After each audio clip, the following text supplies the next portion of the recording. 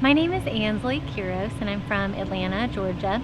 After I graduated from high school, I went to Furman University in Greenville, South Carolina, where I majored in history and Latin American studies.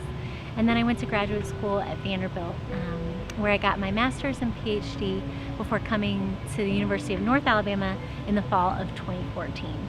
Well, because the University of North Alabama is such an old institution, founded in 1830, the buildings and the campus itself reflect changes over the years. And so Wesleyan Hall, for example, is the oldest building on campus, and it reflects a certain architectural style and also a certain historical moment, as do other buildings named after Governor Wallace, segregationist governors. Those buildings and the namings of them reflect particular moments in Alabama's past. But so do more current buildings. So the Commons is named for Dr. Wendell Wilkie Gunn, who integrated the University of North Alabama in 1963, which I hope is a good sign of where we are in the present. But yeah, the campus itself has a lot of history layered onto it, which reminds us, of course, that history is always with us. It's present, not past. So my book was published with the University of North Carolina Press in November of 2018. And it took up a lot of the same themes that my graduate work did, which were themes about race and faith in the South and theology.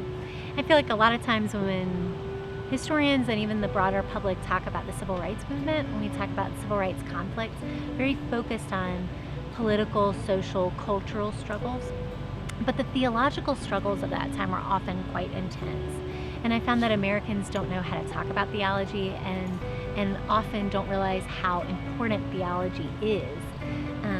And so I wanted to write a book about that. And so I set the book in a place called Americus, Georgia, and really told the story of the civil rights struggle as a theological struggle in that place.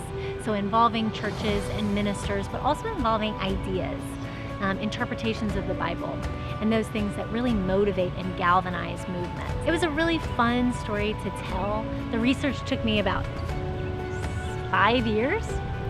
So it took a long time to do the research, but I ended up being really pleased with it. And my work continues to sort of circle those same issues about race and about justice and about faith and about the ways that groups of people interact. Well, I love teaching history as a narrative, as a story. And I particularly like to think of the American story as a great drama between the hope of liberty and the reality of racial oppression.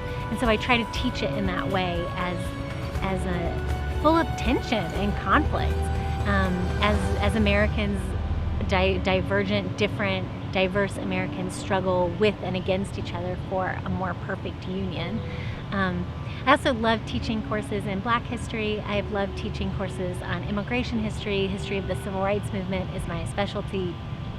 But to just present it as the dramatic story that it is. Oftentimes students think of history as just being a litany of facts and names and dates and places to memorize, when in fact it's such a wild story that we're right in the middle of. So I would just ask that all UNA students get involved on campus in ways that are academic and social. So when the history department has a lecture, or the English department has a lecture, or the geography department has a competition, to go and learn. If the art department has an exhibit, to just be involved in campus life in the ways that are available to you. And to ask your professors questions. If there's something that interests you, if there's something you want to learn more about, if you want a book, for example, to ask your professors for them. If you want to learn about something, chances are there are resources, and your professors want to be there to help you get the materials you need to learn. Because ultimately college and learning are about joy, and we want to help foster that wherever we can.